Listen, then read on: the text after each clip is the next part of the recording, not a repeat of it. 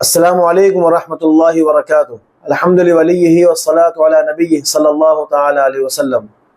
محترم سامعین کرام، آپ حضرات کے سامنے حج کے ایک مسئلے کو لے کر حاضر ہوا ہوں، اور مسئلہ یہ ہے کہ بہت سارے احباب یہ سوال کرتے ہیں کہ اگر باپ اپنے بیٹے کو جو صاحب نصاب نہیں ہے اگر حج کے لیے بھیجتا ہے تو اس کا حج ادا ہو جائے گا کہ نہیں ہوگا؟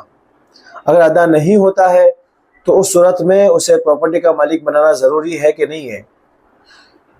تو اس مسئلے کی وضاحت یہ ہے کہ اگر کوئی باپ اپنے بیٹے کو یا کوئی آدمی کسی اجنبی کو جو صاحب نصاب نہیں ہے حج پر بھیجنا چاہے تو حج پر بھیج سکتا ہے، اور اس صورت میں اس کا حج فرض ہی ادا ہوگا۔ بعد میں اگر یہ بیٹا یا وہ اجنبی شخص اگر صاحب نصاب ہوتا ہے تو اس کا دوبارہ اس پر حج فرض نہیں ہوگا، اس کا فریضہ ثابت ہو چکا ہے۔ اس مسئلے میں بہت سارے احباب غلط فہمی میں پڑے ہوئے ہیں۔ وہ یہ سمجھتے ہیں کہ بیٹے کو یا کسی اجنبی کو اس پیسے کا مالک بنانا یا پراپرٹی کا مالک بنانا ضروری ہے۔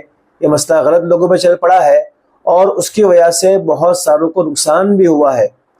اور نقصان اس طرح ہوتا ہے کہ اسی غلط مسئلے کی وجہ سے لوگ اپنے بیٹے کو پراپرٹی کا مالک بنا دیتے ہیں، اور اس کے بعد بیٹا حج میں جاتا ہے۔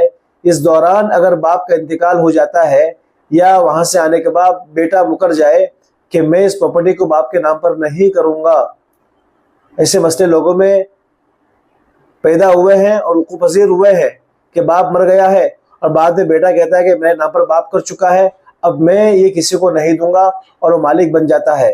اور چونکہ باپ نے اس کو مالک بنایا ہی ہے غلط مسئلہ معلوم ہونے کی وجہ سے، تو لہٰذا مسئلے کی وضاحت سمجھ لیجئے کہ بیٹے کو پراپرٹی کا مالک بنانا ضروری نہیں ہے، اور نہ ہی ان پیسوں کا مالک بنانا ضروری ہے، بلکہ اگر باپ نے وہی پیسے حج کمیٹی میں ٹور والے کو دے دیے اور بچہ چلا گیا تو اس کا حج فرض ادا ہو جائے گا۔ بعد میں اگر یہ صاحب نصاب بنتا ہے تو بھی اس پر دوبارہ حج فرض نہیں ہوگا۔ لہٰذا میرے آپ سے درخواست ہے کہ مسائل معلوم کریں، اور جو مسائل غلط چل پڑے ہیں اس کی اصلاح فرمائیں۔ وآخر دعوانا ان الحمد للہ رب العالمین۔